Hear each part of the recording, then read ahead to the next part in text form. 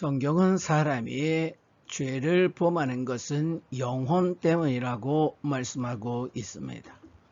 그래서 다윗은 시편 41편을 통해서 범죄한 그 영혼을 고쳐달라고, 건강해달라고 기도했음을 우리는 확인할 수 있습니다. 우리의 영혼이 죄를 범합니다. 그리고 하나님과 언약도 깨고 하나님의 말씀, 하나님의 명령에 복종을 거부합니다. 그래서 하나님께서는 에레미야 3장 22절을 통해서 복종을 거부하는, 하나님을 배반하는 이 이스라엘 백성들의 이런 죄성을 치료해 주겠다고 말씀을 하셨어요. 그래서 인류는 아담의 불순종, 그 죄를 물려받아서 모두가 다 하나님의 명령을 따르지 않으려고 하는 그러한 열망을 가지고 있습니다. 그것이 원죄고 죄의 본질입니다. 성경은 하나님께서 메시아 예수님을 이 땅에 보내시고 그분이 우리를 구원하기 위하여 십자가에 못 박히셨는데, 예수님의 십자가에 못 박힘과 우리를 연합을 시켰다는 것을 말씀해 주고 있습니다. 로마서 6장 6절은 그때 우리의 옛사람이 십자가에 못 박혔고 그것은 죄의 몸이 멸하여 못쓰게 만들어 활동하지 못하게 함으로써 우리가 죄가 시키는 대로 종의 의무를 행하지 않도록 하기 위한 것이라고 말씀을 하셨어요. 그러므로 아담으로부터 태어난 모든 사람들은 죄의 몸인, 바로 죄의 종된 인격, 죄가 지배하는 몸을 가지고 있습니다. 그것을 옛사람이라고 성경은 말씀하고 있어요. 그래서 옛사람을 가지고 있기 때문에 성령으로 충만하다 할지라도 그 옛사람이 원하는 삶을 산다면 우리는 죄를 범할 수밖에 없습니다. 에베소 4장 22절에서 24절은 옛사람을 벗어버리고 그리고 새사람을 입으라고 말씀을 하셨어요. 왜냐하면 이 옛사람은 그 죄의 유혹에, 그리고 세상과 인간 자신, 그리고 사탄이 주는 그런 욕망을 따라 우리가 죄를 범한다고 말씀하는 겁니다. 그래서 옛사람이 가지고 있는, 태어나면서 갖고 있는 생활 태도와 그리고 방식과 모든 것을 따르는, 그것은 결국은 죄의 몸, 죄의 종된 존재이기 때문에, 그래서 옛 습관을 따르기만 한다면 그들은 죄를 범할 수밖에 없는 겁니다. 그래서 하나님께서는 죄의 몸을 가지고 있고 죄가 시키는 대로 죄를 범하는 그 옛사람을 벗어버리라고 말씀을 하고 있어요. 또한 이 옛사람은 아담으로부터 태어난 그냥 자연의 그 사람을 말합니다. 그러나 성경이 말하는 새 사람은 하나님에 의하여 성령으로 새롭게 태어난 사람, 새 영과 새 마음을 가진 사람, 하나님의 자녀를 말합니다. 그런데 하나님께서는 이 새 사람이 바로 생각의 그 영이 갱신되어야 된다고 말씀하고 있어요. 우리의 생각이, 우리의 영이 새롭게 갱신되어서 하나님께서 주시는 생각과 그러한 법과 성령의 인도를 따라 의와 진리의 거룩함으로 살아야 된다는 겁니다. 우리가 바로 옛사람의 모든 죄된 것을 벗어버리기 위해서는 성령에 의하여 마음의 생각과 영이 바뀌어야 되고, 그리고 의와 진리의 거룩함을 가져야 된다는 거예요. 성령을 통해서 우리는 그러한 새로운 그 창조된 사람이 된다는 겁니다. 그래서 하나님은 이 옛사람은 벗어버리고 의와 진리의 거룩함으로 지으심 받은 새 사람을 입으라고 말씀을 하셨어요. 여기서 우리는 예수님이 십자가에 못 박힐 때 우리의 옛사람이 못 박혔다고 말씀하시지만 죽었다고 말씀하지 않습니다. 그리고 죄의 몸이 죽어버렸다 이렇게도 말씀하지 않습니다. 그러므로 우리는 바로 성령으로 거듭난 그 새 영과 새 마음으로 그 안에 계신 성령에 의하여 우리의 이성과 영이 완전히 갱신되어서 의에 대한 지식, 진리에 대한 지식과 그 거룩함, 하나님의 성품, 하나님의 속성인 이 거룩함을 닮아가야 된다는 거예요. 하나님께서 우리에게 의와 진리, 거룩함 이것이 있는 만큼 우리는 죄된 생활에서 벗어날 수 있음을 말씀하고 있는 겁니다.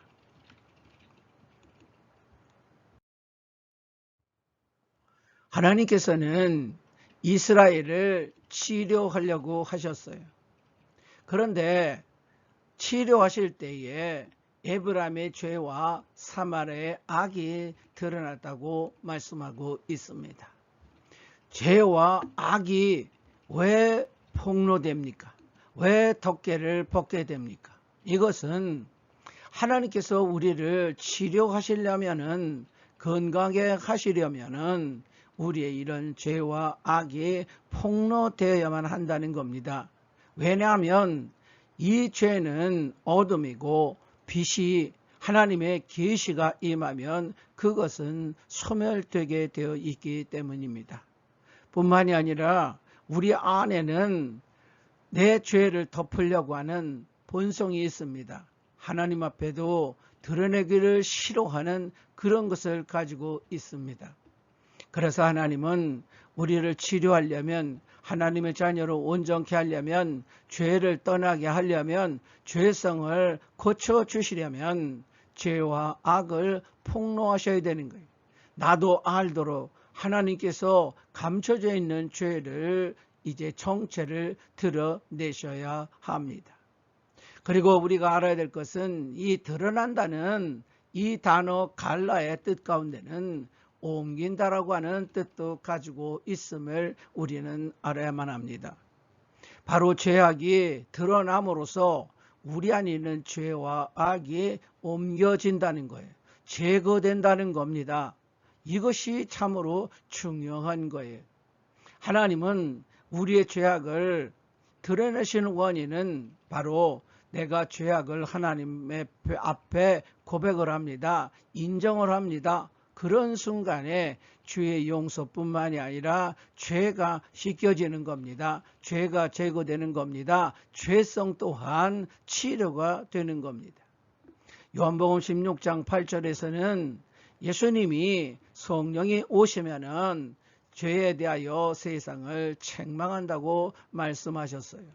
근데 이 책망한다는 이 단어는 엘렌코로서 조사한다, 드러낸다, 폭로하다, 창피주다, 비난하다, 모욕하다라는 뜻을 가지고 있습니다. 성령이 오셔서 죄를 조사하고 조사되어 성령님이 알고 계신 그 죄를 폭로하십니다. 드러내 주십니다. 그래서 그 죄를 제가 드러날 때 우리는 창피하겠죠. 그리고 어떤 경우에는 그 죄 때문에 비난도 받고 모욕을 당하기도 합니다. 우리의 인성, 그 죄된 인성이 이런 것을 당할 때 죄성이 치유되게 되어 있습니다. 우리가 죄 때문에 하나님 앞에 몸둘 바를 모르고 엎드리고 항복하고 내가 죄인입니다 할 때 하나님은 우리의 죄를 용서하실 뿐만이 아니라 죄를 제거하고 죄성을 치료하시는 겁니다. 이런 하나님의 역사, 성령의 역사를 우리는 구해야 되고 성령이 그렇게 역사하실 때 우리는 우리 자신의 죄성 앞에 적나라하게 그저 그것을 시인하는 겁니다. 그리고 성령님께 간구해서 내 죄성을 치료해 달라고 구해야 합니다. 그러면 하나님께서는 이런 것을 제거하십니다. 치료하십니다. 건강한 바로 마음과 영혼이 되게 하십니다. 호세아 14장 4절은 하나님께서 이스라엘 백성들의 반역, 배신과 변절과 되돌아가는 것, 이것을 고쳐주기를 원하셨어요. 그런 말씀을 하셨는데 그 원인은 뭐냐? 이런 반역성이 치유받을 때 그것이 바로 하나님을 기쁘시게 하고 하나님이 기뻐하셔서 그들을 사랑하며 그들에게서 진노가 떠나가게 하신다는 거예요. 진노의 대상이 아니라 하나님의 사랑의 대상, 기쁨의 대상이 될 수 있다는 겁니다. 그래서 하나님께 사랑받고 싶은 사람은 바로 우리의 반역성, 바로 모든 것을 내 맘대로 하고자 하는 열망과 하나님의 그 뜻에 하나님과의 약속이나 이런 것에 배신하고 변절되어 되돌아가는 것, 바로 옛사람 쪽으로 죄 쪽으로 자꾸 돌아가는 이런 모든 것들이 치유받아야 되는 겁니다. 그런 만큼 깨끗해지는 만큼 바로 우리는 하나님의 사랑을 입게 될 것입니다. 에스겔 36장 26절에서 28절을 보면 하나님께서 새 영과 새 마음을 우리에게 주신다고 하셨어요. 이것은 바로 예수님께서 요한복음 3장에서 말씀하는 성령을 통하여 영이 태어나는 바로 중생을 말씀합니다. 그래서 우리는 새 영과 새 마음을 받습니다. 그리고 이 새 영과 새 마음에는 바로 성령이 내주하십니다. 그 성령께서 오시면서 옛사람에 속한 것, 과거의 우리의 돌과 같은 그 마음을 제거하십니다. 수술해 주십니다.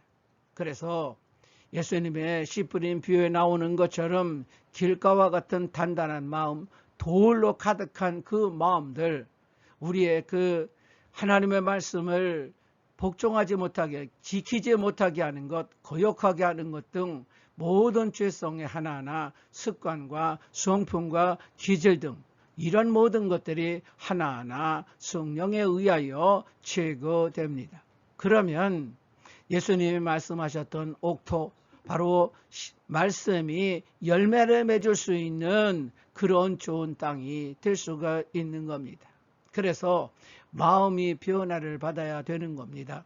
하나님의 자녀로서 그 말씀의 은혜를 받고 하나님께서 우리에게 가르쳐 주신 모든 것에 순종하며 그것을 지켜낼 수 있는 상태가 될 수 있는 겁니다.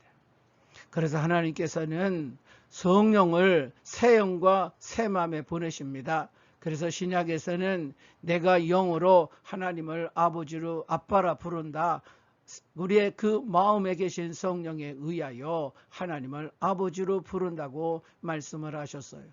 또한 성령을 통해서 하나님께서 우리를 위해 준비해 주신 것이 무엇이며 하나님이 어떤 분인지를 알게 하는 등의 역사를 하신다고 말씀하고 있습니다. 뿐만이 아니라 성령을 우리 속에 두어서 하나님의 율례, 바로 의무와 규정을 지켜 행하게 하십니다. 그리고 하나님의 규례, 하나님의 의로움과 공정과 그런 모든 법령을 지켜 행하게 하십니다. 하나님의 말씀을 지키면 하나님께서는 분명히 말씀하시기를 복을 쌓을 곳이 없도록 부어주는, 그래서 우리의 소유된 모든 것, 짐승과 그릇에 이르기까지 복을 주신다고 말씀하셨는데 그런 모든 말씀들이 우리에게 그대로 성취될 겁니다. 뿐만이 아니라 하나님께서는 그런 것을 통해서 하나님께서 우리의 하나님이 되시도록 하신다고 말씀하고 있습니다. 그래서 우리는 우리의 마음이 치유되어야 됩니다. 변화되어야 됩니다. 죄성이 고침받아야 되는 겁니다. 그럴 때 우리는 하나님을 기뻐하시는 자, 하나님께 사랑받는 자, 하나님께 복을 받는 자가 될 수 있을 겁니다.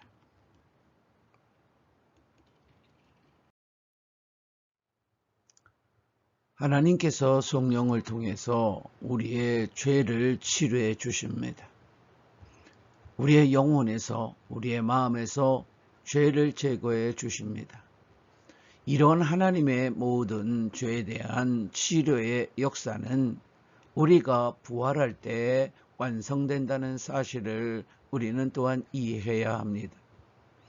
히브리서 4장 15절을 보면 예수님께서 온전한 사람으로서 이 땅에 사시면서 그래서 우리와 같이 온갖 시험을 받았다 말씀합니다.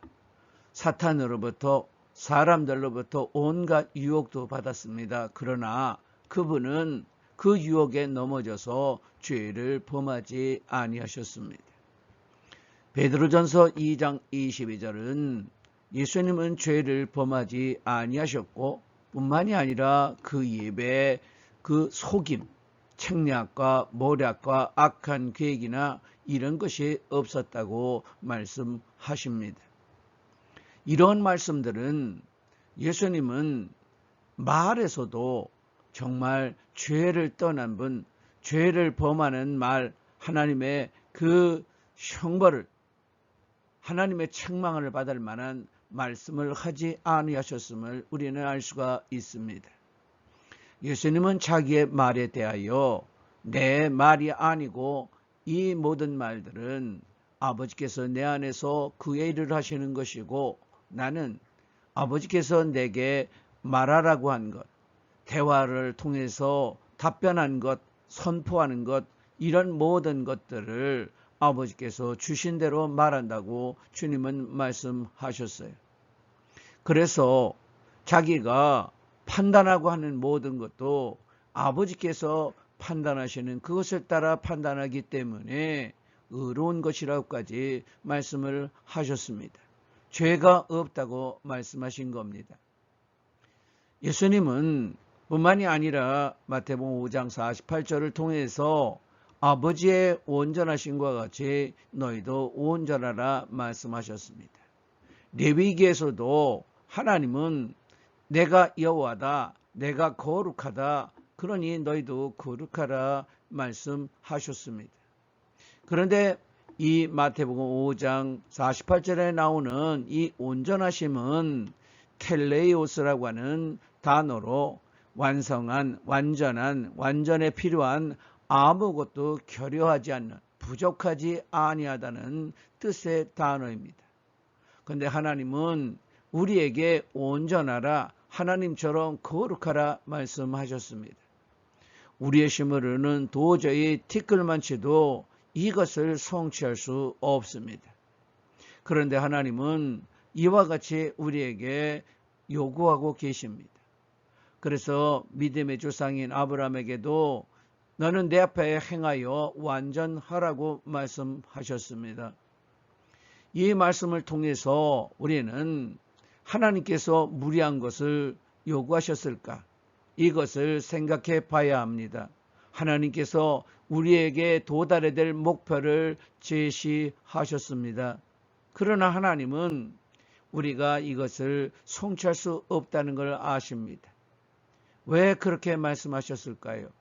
이 말씀은 바로 하나님 보내신 자 예수님을 통해서 그리고 예수님의 십자가의 대속을 통해서 보내신 성령에 의하여 우리는 하나님께서 우리에게 원하시는 거룩함과 온전한 그런 존재가 될 것을 하나님은 계획하셨고 그것을 예수님의 십자가와 성령의 역사로 성취하실 것이고 우리에게 주시려는 모든 것을 갖고 계셨음을 우리는 알아야만 합니다.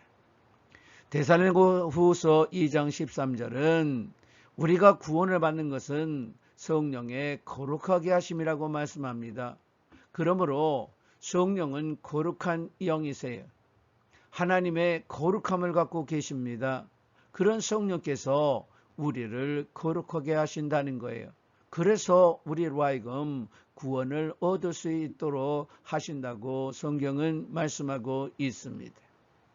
하나님의 온전함, 하나님의 거룩함, 이것은 우리가 도달해야 될 목표이고 하나님께서 주시려는 그러한 약속이 있는 겁니다. 이것에 대하여 고린도후서 3장 18절 등에서 하나님은 우리에게 어떻게 성취되는지를 말씀해 주셨어요.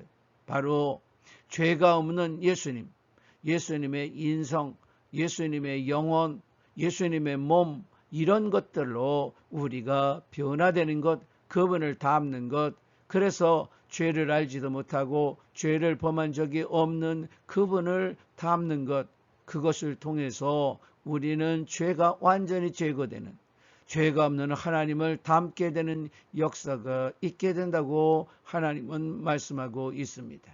그 방법이 바로 부활이라는 겁니다. 고린도후서 3장 18절은 그래서 예수님과 같은 형상, 바로 에이콘이라는 단어인데 정신적인 마음의 상태와 그 성품과 독성들로 그렇게 고쳐 만들어지는 것, 변화되는 것, 같은 모양이 되는 것, 성령을 통해서 이것을 우리에게 주심으로 영광 가운데 계신 그 하나님 앞에 우리가 도달할 수 있다고 성경은 말씀하고 있습니다. 빌립보서 3장 21절은 그래서 저와 같은, 예수님과 같은 형체로 우리가 고쳐 만들어질 거다. 낮은 몸이, 죄된 우리의 몸이 그렇게 예수님의 죄가 없는 영적인 몸, 죄가 없는 그분의 전체 인성을 우리가 소유하게 될 거라고 성경은 말씀하고 있습니다. 그래서 고린도전서 15장을 통해서 우리가 받게 될 이 부활이 어떤 것인지를 말씀하고 있는데, 죽음을 당하지 않는 그런 영적인 몸, 죽음을 이긴 그런 영적인 몸, 그것을 받게 될 뿐만이 아니라 예수님의 형상으로 우리가 고침받는다고 말씀하는 겁니다. 영적인 몸을 갖게 됩니다. 그러므로 우리의 죄가 있는, 죄의 지배를 받는 이 육체가 아닙니다. 죄가 없는 예수님의 인성과 그 몸을 동일하게 우리가 닮게 되는 것, 그것이 부활이고, 그것을 통하여 우리는 하나님 앞에 도달하는 하나님의 자녀로 완전케 되는 역사가 있을 것을 성경은 말씀하고 있습니다. 베드로후서 1장 4절은 하나님께서 하나님의 그 상태, 하나님이 갖고 계시는 그런 모든 것, 한 신의 종류에 우리가 도달하는 것, 그것을 우리가 공유하는 것, 그것이 하나님의 뜻임을 말씀해 주고 있습니다. 하나님의 성품, 하나님의 결국 모든 그 상태와 신의 종류, 그것을 내가 하나님과 같이 동일하게 소유하는 것, 그것이 하나님께서 우리에게 주시려는 겁니다. 곧 정말 죄를 알지도 못하고 죄가 상관이 없고 죽음도 없는 그 하나님을 우리가 완전하게 닮는 것, 그것이 부활입니다. 그래서 하나님의 자녀는 바로 생명의 부활을 받게 되어 있습니다. 예수님의 그 모든 것을 담는, 예수님께서 갖고 계시는 하나님의 생명, 그것으로 우리가 부활을 해서 하나님 앞에 가는 것, 하나님의 생명, 하나님의 성품, 하나님의 속한 모든 정신적인 것, 그것을 내가 소유하도록 부활하는 것, 그것이 하나님께서 우리를 모든 죄 가운데서, 질병 가운데서 완치시켜 주시는 하나님의 지혜요 능력이고 하나님의 자비와 긍휼이라는 겁니다. 그래서 우리가 들어갈 그 새하늘 새 땅, 그 천국은 바로 의로움만이 있는 곳입니다. 그래서 그곳에 들어가는 모든 사람들은 의로움을 갖고 있습니다. 하나님의 의가 됩니다. 하나님 앞에 정말 어떤 조금도 책망받을 것이 없는 존재가 되는 것, 그것이 하나님께서 우리에게 주시려는 약속입니다. 그래서 예수님이 인간으로 이 땅에 오신 그 모든 것이 이제 두 번째로 다시 오시는데, 이제 재림하는데, 그때 예수님이 오시는 목적은 우리가 정말 하나님께서 조금도 책망할 것이 없는 상태, 부족함이 없는 상태로 우리를 그렇게 만들어서 하나님께 데려가기 위하여, 하나님 앞에 세우기 위하여 예수님이 오신다고 데살로니가 전서에서 말씀하고 있습니다. 그러므로 하나님은 우리의 죄성, 우리의 연약함, 질병과 모든 것을 다 아시고 그것을 치료하기로 하나님은 영원전에 작정하셨습니다. 그것이 자녀됨이고 영생을 얻는 것이고, 그리고 예수님을 보내서 죄 문제를 해결하시고, 그리고 죄된 성품을 치료의 길을 열어주셨어요. 모든 질병, 연약함, 죽음으로 걸어가는 죽음의 병든 우리를 전인적으로 치유해 주시는 것, 그것이 하나님의 뜻입니다. 그 방법이 바로 부활이라는 거예요. 그래서 바울은 우리에게 말해줍니다. 자기는 예수님의 죽음을, 그것을 경험하기를 원한다고. 왜냐하면 그분의 죽음에 내가 연합한다면, 그분의 죽음에 참여한다면 예수님의 부활에 나도 참여할 것이기 때문에. 왜 그랬을까요? 삼천중에 여러 번 올라가서 하나님도 직접 이런 모든 것을 들었던 바울은 바로 자기가 정말 꿈에도 그리는, 이스라엘 백성들이 정말 바라는, 바리새파들이 바라는 그 부활이 어떤 것인지 그는 알았기 때문이, 그것을 그러니까 열망했던 겁니다. 예수님의 부활이 정말 피조물의 신분에서 하나님의 자녀, 하나님을 닮은 정말 하나님의 상태로 내가 고침받는 길이기 때문이, 이것이 바로 하나님의 사랑이고 하나님의 영광이고 하나님의 전지전능함이며 하나님의 자비와 긍휼과 인자인 겁니다. 그래서 하나님이 이것을 계획하셨어요. 믿는 자라면 하나님께 나아가십시오. 우리의 질병뿐만이 아니라 우리의 죄성의 치유를 원하십시오. 예수님을 다 함께 부활해달라고, 나를 치유해달라고, 그분의 마음을, 그분의 영혼을, 그분의 전인을, 그분의 몸을 내가 다 함께 해달라고 성령님 역사해 주세요. 그런 간구를 해야 합니다. 할 수 있습니다. 하나님은 들으십니다. 왜냐하면 하나님의 이름 위에 높인 세우신 그 말씀들은 그와 같은 것을 언약으로 말씀하십니다. 하나님의 말씀은 헛되이 돌아가지 않는다고 하셨어요. 하나님의 생각과 계획은 모든 것이 성취된다고 말씀하셨습니다. 하나님의 말씀 그 자체가 모든 것을 이룬다고까지 말씀하셨기 때문입니다. 그래서 믿는 자가 받는 영광은 바로 부활인 겁니다. 하나님과 온전하게 같이 되는 것, 하나님을 닮게 되는 것, 그래서 치유와 회개나 모든 것이 없는, 죽음과 사탄의 지배나 이런 것이 없는 존재가 되는 것, 바로 그것이 부활이기 때문입니다.